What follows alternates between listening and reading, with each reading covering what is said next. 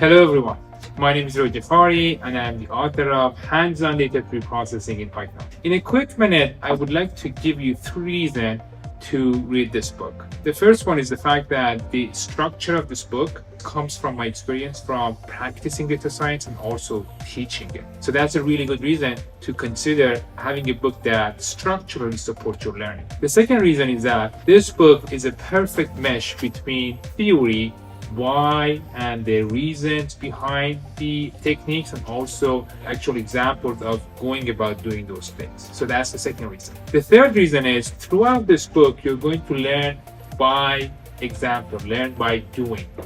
And not only that, all of those challenges along the way, also there are meaningful practices that will support your learning at the end of this chapter. I hope you will consider reading this book, and if you do so, you will let me and the others know about what you think by leaving a review. Thank you.